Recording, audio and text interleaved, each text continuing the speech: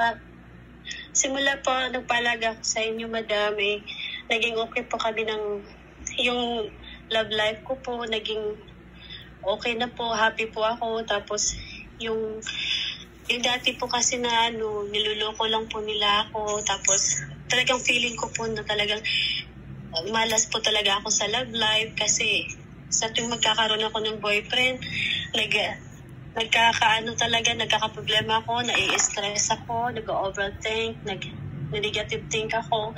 Tapos simula po nung nakilala kita, tapos na nagpalaga ako sa inyo, may isang tao po na dumating sa buhay ko na ang bait niya po, tapos okay po yung ko sa kanya, kalmado na po ako, hindi po ako stress, hindi po ako nag-overthink. Masaya po ako sa love life ko ngayon at saka sa trabaho ko po. At lahat pong ko, positive energy po ako lagi.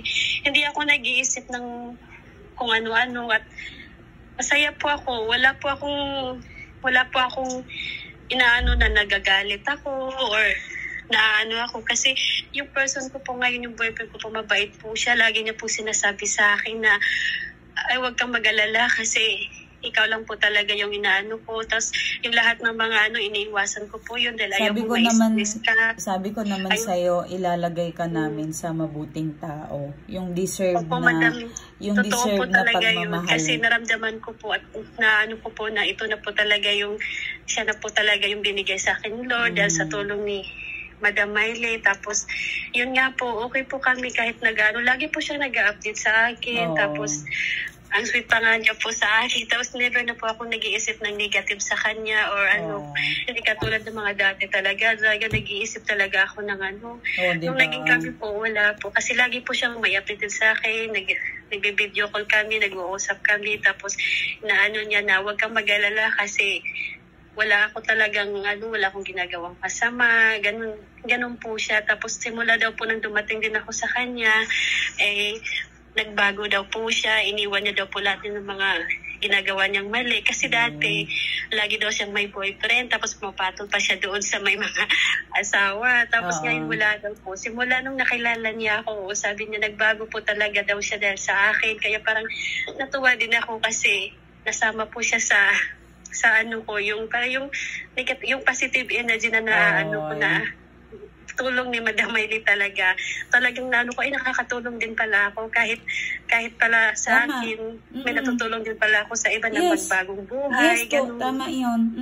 Tama. Totoo na ko po yun. Tapos, nagbarali ko pala hibo ko. Minsan nga naiiyak ako, tears of joy, kasi sa tuwing talaga natutuwa ako, naalala po talaga kita, Madam. Tapos sabi ko, itong nga yung ni Madam. Legit nga po talaga si Madam, worth it po talaga.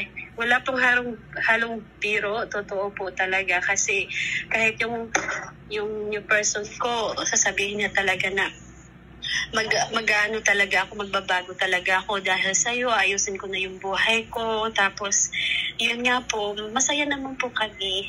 Happy na yung love life ko. Hindi na yung katulad ng dati na talaga emotional ako laging umiiyak. Tapos bakit ganito, ganun, wala naman akong ginawang masama. Tapos ganun sila. Pero ngayon po talagang seryoso po talaga siya sa akin, Madam.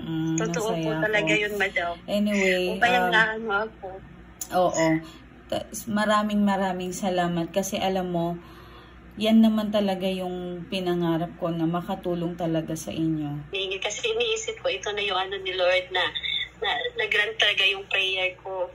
Oo, sa pamilya ko naman, Madam, nag-ano din naman, wala naman akong problema kasi yung papa ko lagi naman may extra income din. Parang naano din siya sa prayer ko, binibigyan din sila ni Lord ng blessings. Kaya sabi ko, salamat po talaga, Lord. Salamat po talaga, Madam Miley. Lagi ko po talaga pag nagdadasal ako, lagi po ako nagpapasalamat. Thank you. Sabi ko, thank you, Lord. Thank you, God. And thank you, Madam Miley. Ganun po talaga yung nagdadasal ko araw-araw. Salamat. Ito po yun, Madam. Salamat.